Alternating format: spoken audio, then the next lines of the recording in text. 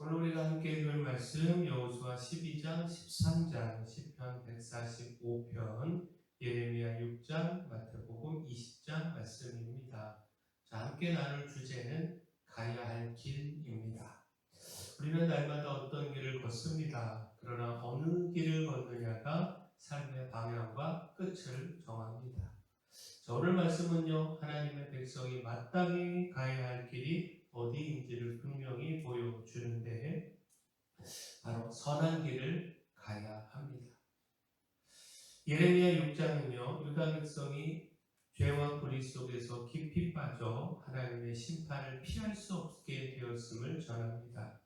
그들은 가증한 일을 행하면서도 부끄러워하지 않았고 또 하나님의 말씀과 그 경고를 들으려고도 하지 않았습니다. 근데 하나님은요, 여전히 그들에게 길을 보여주십니다. 예레미야 6장 16절 말씀 보면 너희는 길에 서서 보며 옛적 길, 곧 선한 길이 어디인지 알아보고 그리로 가라. 너희 심령이 평강을 얻으리라. 하나님은 심판하시기 전에 먼저 선한 길로 돌아오라고 부르셨습니다.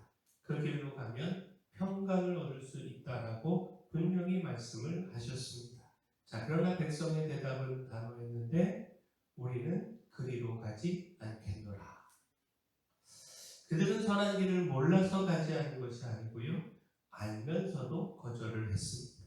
하나님은 끊임없이 말씀하시고 경고하셨지만 백성은 듣지 않았습니다. 결국 예레미야 6장 19절 내가 이 백성에게 재앙을 내리리니 이것이 그들의 생각의 결과라. 그들이 내 말을 듣지 아니하며 내 율법을 거절하였음이니라.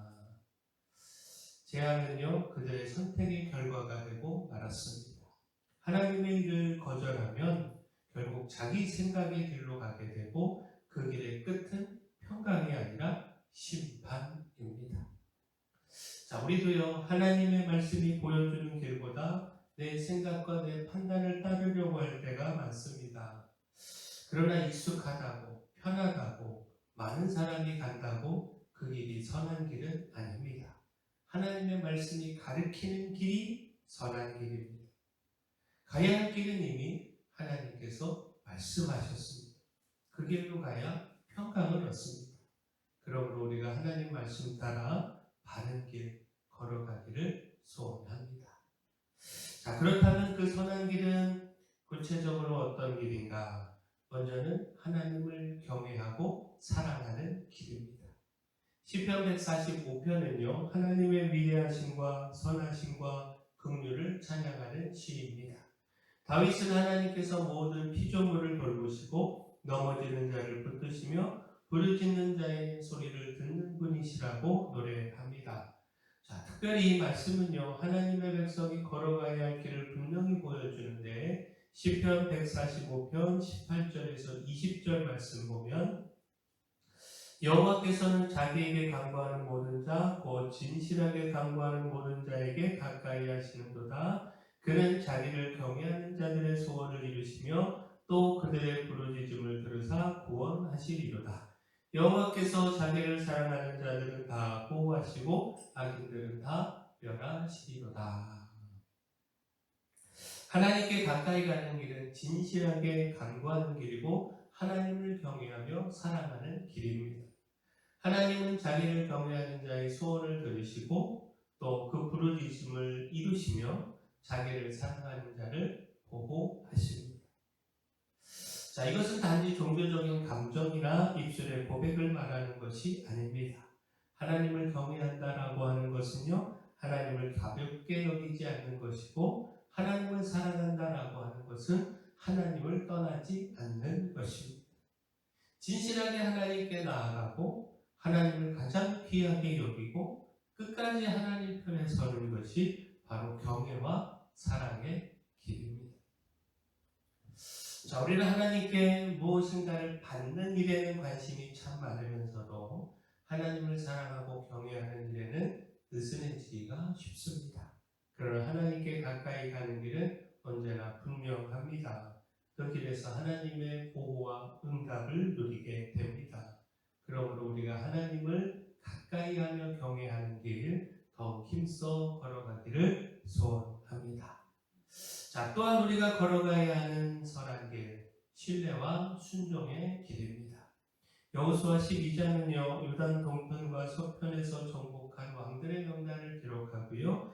여호수아 13장은 각 지파에게 땅을 분배하라고 하는 하나님의 말씀을 전합니다.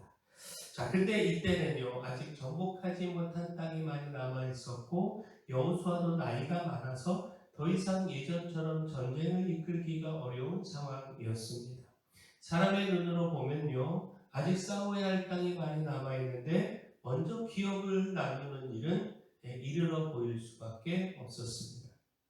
자, 그러나 하나님은 이렇게 말씀을 하셨는데 여호수아 13장 6절 7절에 또 레바논에서부터 미스르본 마을까지 산지의 모든 주민 곧 모든 시돈 사람의 땅이라 내가 그들을 이스라엘 자손 앞에서 쫓아내리니 너는 내가 명령한 대로 그 땅을 이스라엘에게 분배하여 기업이 되게 하되 너는 이 땅을 9지파와 므낫세 반지파에게 나누어 기업이 되게 하라 하셨더라.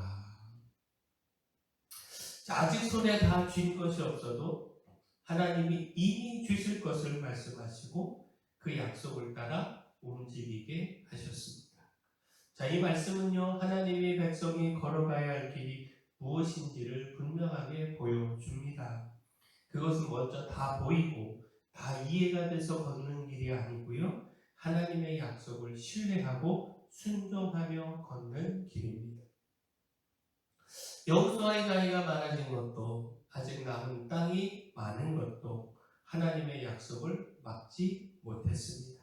하나님이 쫓아내시겠다 말씀하시면 그 말씀은 변하지 않습니다. 그러므로 하나님의 백성은요, 눈앞의 부족함보다 하나님의 약속을 더 크게 봐야 합니다. 자, 우리도 삶에서요, 아직 이루어지지 않은 문제와 남아있는 과제를 바라보면서 쉽게 주저합니다. 그러나 돌아보아야 할 것은요, 상황의 크기가 아니라 하나님의 말씀입니다. 가야 할 길은 계산의 길이 아니고요, 신뢰와 순종의 길입니다.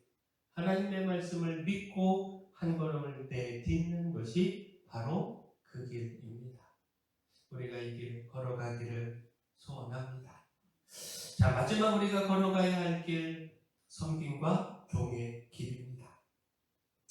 자, 마태복음 20장은요, 포도원 품꾼의 비유와 함께 예수님께서 제자들에게 섬김과 종의 길을 가르치신 말씀입니다. 자, 세베대의 아들의 어머니는요, 예수님께 두 아들을 예수님의 좌우편에 앉게 해달라 요청을 했습니다. 다른 제자들은 이 일로 분을 냈고요, 예수님은 그들을 불러 전혀 다른 길을 말씀하셨습니다. 마태복음 20장 26절 27절 말씀 보면 너희 중에는 그렇지 않아야 하나니 너희 중에 누구든지 크고자 하는 자는 너희를 섬기는 자가 되고 너희 중에 누구든지 으뜸이 되고자 하는 자는 너희의 종이 되어야 하리라. 세상이 가는 길은 높아지려고 하는 길이지만 예수님을 따르는 길은요, 낮아져 섬기는 길입니다. 예수님은 이 길을 말씀만 하신 것이 아니라 친히 걸어가셨습니다. 마태복음 20장 28절에 인자가 온 것은 섬김을 받으려 함이 아니라 도리어 섬기려 하고 자기 목숨을 많은 사람의 대속물로 주려 함이니라. 자, 예수님의 길은 섬김의 길이었고요, 희생의 길이었고요, 자기 목숨을 내어주는 길이었습니다. 그러므로 예수님의 제자라면 그 길을 피할 수 없습니다. 예수님을 따른다라고 하면서 섬김없이 높아지기만 원한다면 그것은 예수님의 길과 다른 길입니다. 자, 우리는 지금 어떤 자리를 원하고 있는지 돌아봐야 합니다. 주님은 우리에게 높아지려는 길이 아니라 섬김의 길을 가르치십니다. 가야 할 길은 분명합니다. 주님을 본받아 낮아지고 섬기고 필요하다면 희생하는 길입니다. 그 길이 천국을 소망하는 제자의 길입니다. 자, 우리는 선한 길을 따라가야 합니다. 그 길은 하나님을 경외하며 사랑하는 길입니다. 또한 하나님을 신뢰하며 순종하는 길이고 주님을 본받아 섬기고 낮아지는 길입니다. 바라긴 우리가 이 길을 따라 걸어가기를 소원합니다. 사랑의 주 하나님, 하나님을 사랑하고 경외함으로 하나님께서 보이시는 선한 길을 분별하고 따라가기를 소망합니다. 주님의 약속을 믿고 말씀 앞에 순종하며 믿음으로 나아가게 하시고 주님을 본받아 섬김과 희생의 삶을